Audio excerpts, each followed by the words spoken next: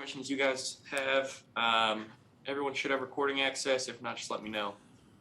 With that said, we can get right into questions, and we'll start. Preston, I'm going to start off with just a quick statement, if that's okay. Go ahead, Coach. Hey, just three things. I wish I would have said this after the game. I was obviously pretty excited after the game and tired too, so I should have said it. But number one, I wanted to make sure I recognized what a great job that Zane did. I thought that was one of the key factors in the game. For us to get points right before the half, for him to kick the 57-yard field goal, a career long. I know it's a dome, but the doors were open, the wind was blowing, there was a 12-mile-an-hour wind. So I thought Zane was exceptional yesterday in kicking the ball off through the end zone. So credit to him and Chase Blackburn and all those guys. That's just gotten better and better and better every week. Number two, I thought our fans there were awesome. There was a large contingency there. I know it's Halloween, I know that, but there were a lot of people out there with Panthers jerseys on and walking off the field at the end. There was a whole group, so I want to thank all those fans. When we've been on the road this year, there's been a lot of people.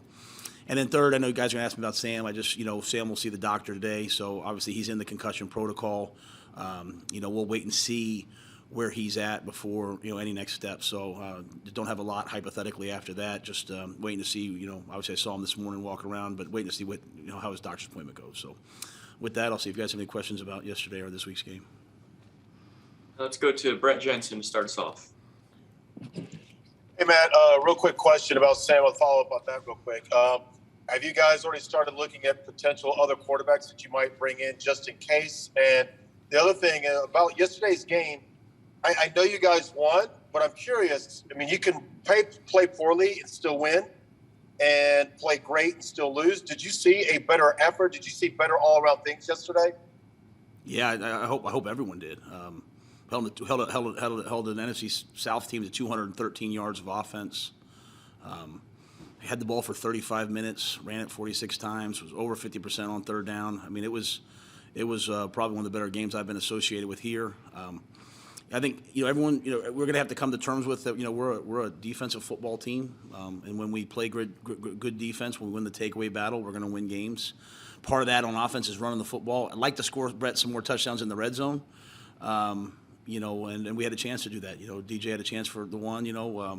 I challenged it, didn't win that challenge, so obviously would like to score some more points, but to have a 2-score lead with 30 seconds left, in the National Football League is hard. And so I was proud of our guys. I thought they played well as a team together, and that was something I liked. In terms of the first part of your question, obviously Scott's always doing a good job, and his people always doing a good job of looking, for all contingencies.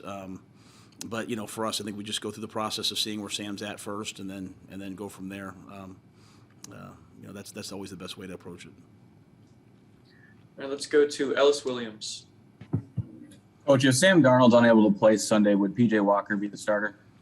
Again, I'm not going to get into too many hypotheticals. I mean, right now, if he was not unable to play, P.J. would be the next guy up. But again, I'm hopeful, obviously, that Sam will play, and we'll see how that plays out, today and throughout the course of the week. All right, go to Joe Person next.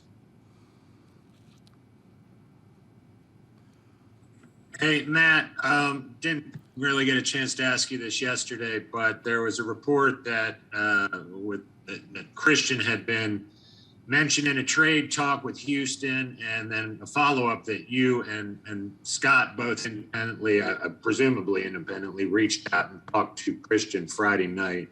How did that conversation go, and what did you want to tell him? Yeah, I'm not going to share conversations I have with players. I hope everyone understands that. I mean, it's just the way of the world. Sometimes reports are written, and then it's kind of taken as fact, and then I have to comment on things that aren't true. So, you guys asked me last week. I always try to communicate with our players, and as best I can. But nothing much beyond that. Was there anything about that report you'd want to address publicly? No, I don't. I try to do a good job of just staying focused on the games and all that stuff. I can't. To me, every time someone writes, if someone says a report and I comment on everything, then I'm giving it veracity. So, I think we've been pretty forthright about kind of where we are with everything, and hopefully our actions speak to that. Let's go to Scott Fowler. Matt, I'll ask you something short and one short follow-up. How do you think PJ Walker has played so far this year? Obviously, really disappointed on that throw he made on the goal line. You know, I mean, I think that's a ball you get out there and you throw away. So, you know, that's unacceptable. You know, the play clock. You know, that's on us as coaches. You know, had a really hard time. You know, he ran the speed option effectively. Had a hard time. You know, I thought that was an excellent play by him. Chuba should walk in. You know, on that. Chuba cut up instead of running to the pylon. You know, the play clock, you know, we've kind of instructed the quarterbacks, hey, we'll handle that. We've got to be better, you know, just some of the communication with the officials in terms of where we're at. Then, you know, for the rest of the game, you know, he handed the ball off and managed it. You know, one of the things about being a backup quarterback for us is, you know, you kind of always go in dire situations. You know, he got in last week and, you know, you're down 2 scores and, hey, throw us back into the game.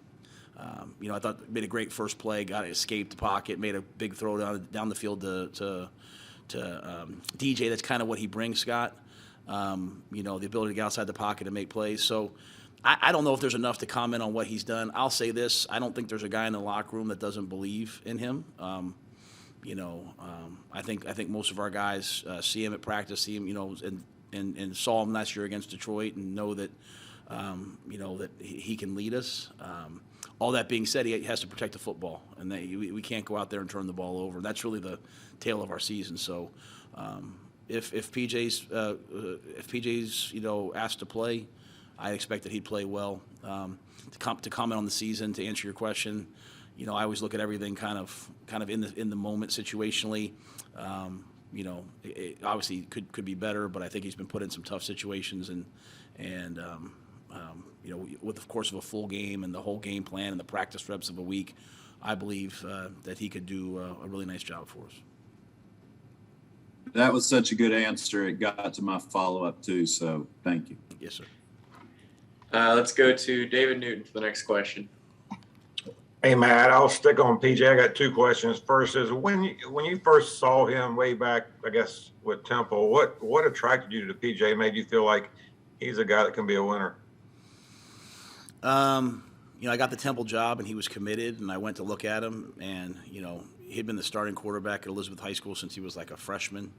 Took him to the state championship game as a junior, and they lost, and then as a senior, drove the ball like, I don't know, 99 yards and threw the game-winning touchdown. His time expired. I never forget, I went to a recruiting trip, and we went to dinner with him and another teammate of his that committed to us, Jihad Thomas, who was a great player for us, and then another kid, Jihad Pretlow, and I remember sitting there in Jihad and PJ the whole time. All they talked about was the year before and the one that they didn't win, and how much that ate at them. And that's, to me, that's a sign of a winner, right? Like yeah, this one's great, but the ones that you don't get drive you nuts. And so, you know, obviously PJ came to us and played for us at Temple. Was an excellent player for us, and he's here with us now. So, as I said, I think every guy in this locker room believes in PJ. And second, I guess you saw what's going on with the Titans and Derrick Henry with his injury. He's a guy that carries a big load, just like Christian McCaffrey carries a big load when he plays for you guys. After seeing what you guys did, I think I kind of asked a little bit yesterday, seeing what you guys did with 3 backs and Sam Darnold running the ball, does that make you rethink that spreading the load out's maybe better to take some stress off the body of a guy like Christian and even guys like Derrick Henry? Yeah, you know, I think when you say rethink, I think, you know, obviously I've only coached Christian a couple games.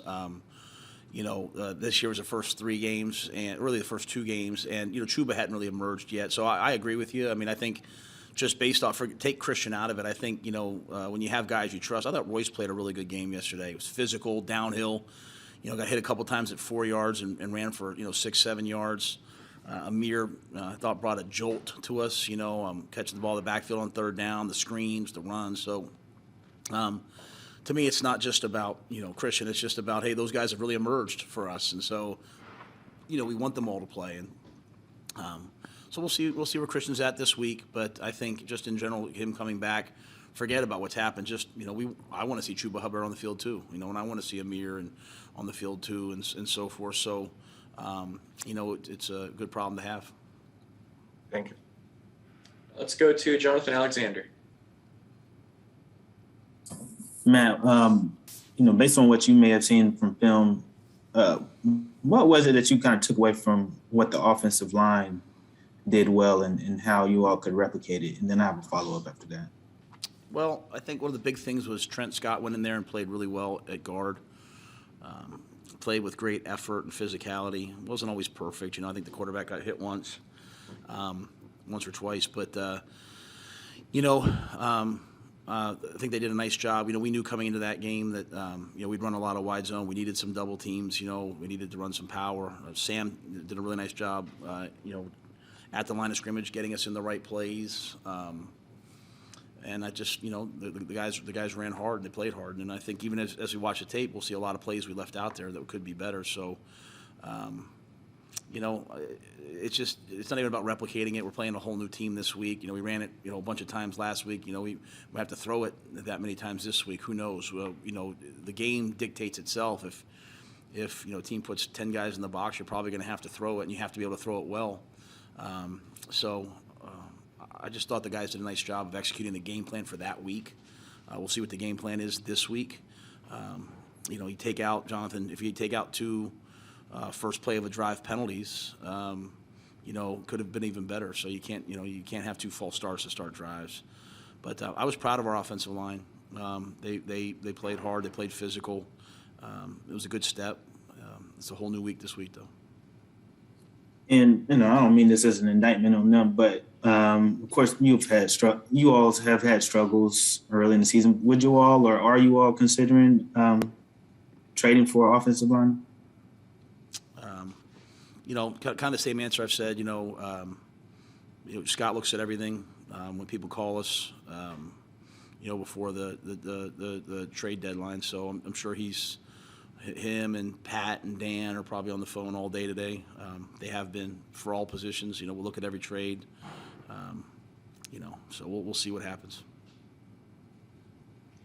Let's go to Will Palachik. Matt, in terms of the balance of your time here, you haven't had Christian for the majority of the games you've coached him for. How much better do you feel like this team is adequately prepared for a game plan offensively that does not include him, because you basically have had to deal with that balance of your time here? I think every week we go out there, whoever's available, we try to utilize and play with. And I think the one thing I've tried to hopefully communicate, when I've been asked these questions, is it's not like guys in the locker room are, not like a wide receiver's worried about who's playing at running back or O-line. We all care about each other, want guys to be healthy, but everyone tries to go out and execute their assignment, execute their job. And, we got it done this past week. We hadn't got it done for 4 weeks before that. This week, I think some guys really stepped up and made plays at the running back position, which helped us. Hopefully we get Christian back soon. Hopefully it's this week. If not this week, maybe next week. Obviously he's one of the best players in football, right? He brings something. You saw what it was like having Shaq back out there yesterday, right? I mean, you saw what it was like having Stephon go out there and play. Great players make plays at crucial times. But when they're not out there, other guys make plays. And so I thought Amir and Chuba made plays. Hopefully Christian's out there soon. And you said you'll know more about it on Wednesday in terms of his status for this week? Yeah, he'll practice Wednesday, I'm hoping. And if he practices on Wednesday and does well, we'll see how he is Thursday and just kind of, ramp him up towards the game. He hasn't practiced yet, so, there's always a return to play component to it, but no one works harder than Christian McCaffrey. I mean, he'll be, when he comes back, he'll be in shape and he'll be ready to go. So, hopefully we have him. We'll know more as the week goes on. Let's go to Darren Gant. Matt, going back to the offensive line, how much of the improvement yesterday was based on those five guys playing better versus running the ball as much as you did, putting them in better position? Well, it's a good question. I think they played really well. I want to put it there first, right? They did a lot of really good things. And when you have a 6-yard run on first down, it's easy to run the ball on second down, right? It's when you have a 9-yard run, a 1-yard run on first down, you have to pick your spots on second down. But they did a nice job of good first down runs. Really the 3 and outs came from penalties. So I want to give the credit to them, and then obviously them playing well, protecting well, allowed us then to, convert some third downs. Again, we were 59%, and at the end of the game, we kind of ran the ball on some third downs to run the clock and take away their timeout, so because it was a 2-score game. So I'd say, they're probably in the 60, 65, 70% range on third down. That's a credit to them, but also to, Sam and all those things. So anybody can say they want to run the football, but you have to have success to run the football over 35 times, right? And for us to run it, whatever it was, 46, that's a lot. So some of that was Sam running the football. It was one of my goals going into the game was Sam running the football some, and I thought he did an excellent job. So, but I think the credit, Darren, goes to the offensive line, the tight ends as well. We had 2 penalties at the tight end position. That really hurt us. We had a 2nd and 1 hold that, was really, really, really a tough play for us. Would have had the ball down in the red zone. So a lot of good things, still things we have to improve. But for that game, I thought those guys played really well. And to follow up on one thing you said earlier, you said something about we've got to come to grips with the fact that we're a defensive football team. What do you mean by that? No. I say that. I think everyone has to. We got when we line up to rush the passer, we've got three sometimes 3 first rounders rushing the passer. You know what I'm saying? We got a first rounder and a second rounder at corner. We have an all pro at corner. I mean, we got a lot of draft picks. We have a first rounder at linebacker. We have a lot of first rounders on defense and second rounders on defense, right? So, and that's I'm saying that to say those guys, they've been our strength. The offense has had some good games, some bad games. They've come along.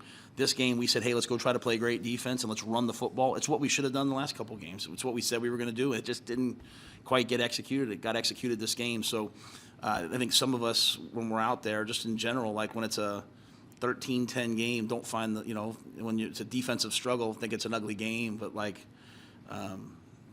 anytime you can win in Atlanta, I mean, it's really hard to do. And that's why I thanked our fans being there, because you go on the road, it's always great to have your fans there. It gives you support. I mean, playing in front of fans, I can't tell you how much that impacts players. And so, but I just say, we're a defensive football team. It doesn't mean we don't want to play great offense, but we don't want to throw the ball 50 times and air it out and try to win 40. We have a defense that we can play to as long as they're playing well. All right, we'll go to Will Kunkel, followed by Steve Reed. Hey, Matt, I kind of asked this a little bit tongue-in-cheek, but was there a conversation afterwards with Joe after he ran the ball 46 times, just because we know he likes to throw the ball kind of naturally, that he was successful in running the ball and it worked, and may have been painful for him, sarcastically? No, I don't think it was painful for him. I think, Joe Brady wants to win so badly. I think he's been trying to, we've been trying to find the right formula for us, and so it's one thing to say we want to run it. It's easy for me as a head coach. You got to find the ways to run it. And so what I like yesterday is we ran power, we ran counter, we ran duo, we ran wide zones, we ran shotgun runs. I mean, there was a lot of versatility to it. And then, we had Shi Smith, blocking on a crack toss, blocking the defensive end. I mean, a lot of guys stepped up. So, Joe obviously is a passing game guy, knows the passing game, but he knows the run game too, and he wants to run it. I think that's, when you have coordinators who can adapt to the situation and to the game and to the players, that's the mark of a great coordinator. So I think what Joe did yesterday was awesome. I was proud of him. I told him I thought it was elite. I thought it was elite by Pat Meyer. It was our 6th offensive line combination in 8 games. And went out there. Trent Scott's, I don't think ever started a game at guard in the NFL. And they're facing one of the best defensive tackles in football, if not the best, in Grady Jarrett. And, we found a way to run it at those guys. And so that's, I thought that was a nice coaching job and player job, but I was proud of Joe. I really was. And then real quick, I asked Stephon after the game, does this week mean a little bit extra? And he said it means a lot extra. So how much do you kind of keep an eye on that? Sam never let on to the Jets game, but just being a human being going against his former team. I'll be honest with you. Stephon is such a pro. I mean, you see the way he practices and the things he does. I'm not going to worry about him. I always my way of always looking at things is but I'm not playing. So as a coach, I'm always trying to if one game means more to me than what the other games probably didn't mean enough that being said, I'm not worried about Stephon Gilmore. I mean, he's a pro's pro. For the rest of our guys, I'm going to just keep preaching process and one day at a time, 1 week at a time, one game at a time, one play at a time.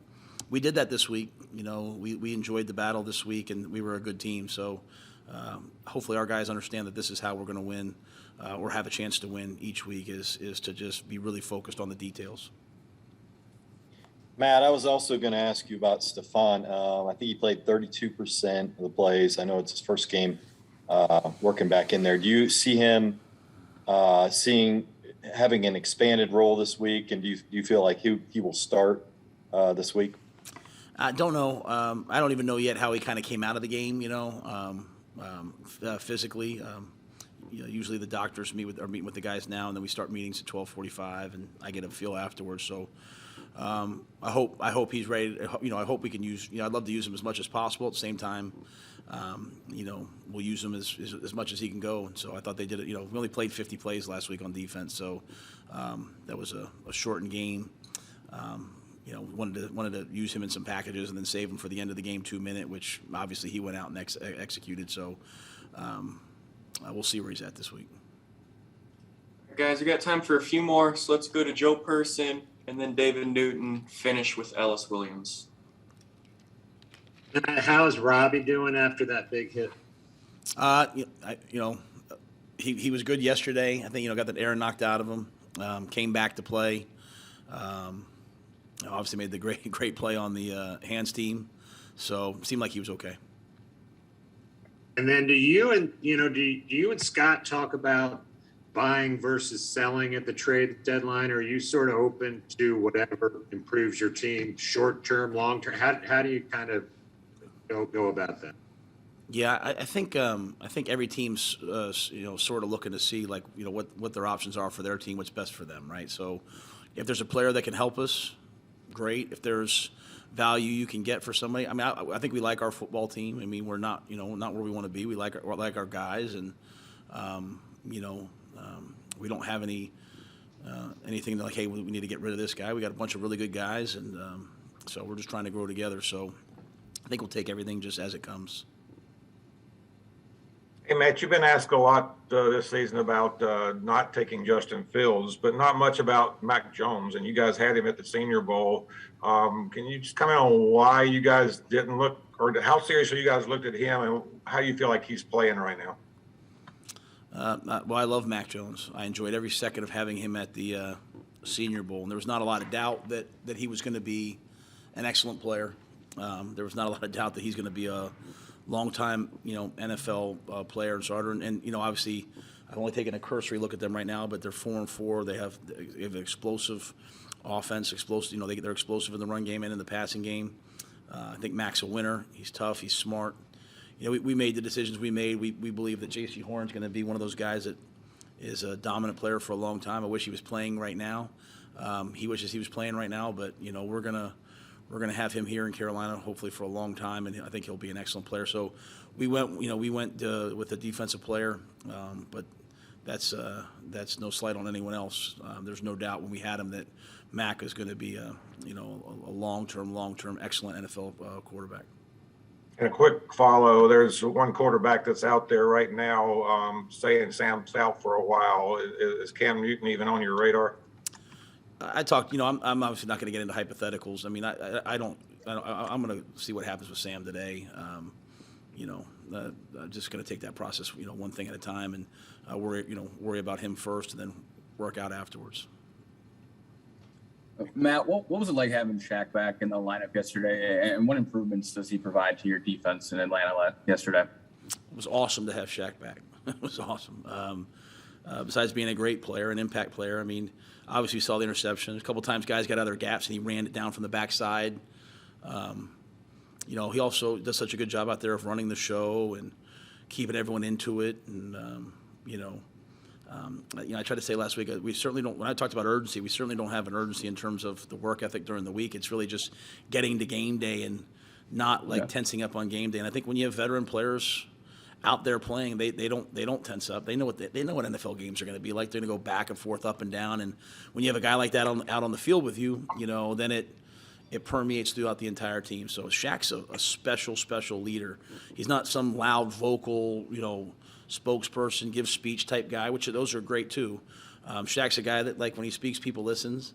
And he also is an excellent player. So the interception he made was an unbelievable one. It was a great play. That was equal parts talent, ball skills, quickness, speed, and at the same time smarts and understanding route combinations, and that's what veterans bring to you. So I was fired up to see him do it. Glad to have him out there. Hopefully he comes out of the game well, and we can increase his role this week. That was my follow-up. Thanks. All right, Preston, I just want to jump in here because it just crossed. Matt, I just want to ask breaking news. Von Miller was traded to the Rams. Just kind of your initial instinct on them picking up a player like that. Yeah, it's the first I've heard of it. I don't have much reaction other than that. First I heard of it, and obviously Von's a great player. So, I don't know much else other than that. All right, cool. Thanks, man. All right, guys, that'll do it. Thanks, Coach.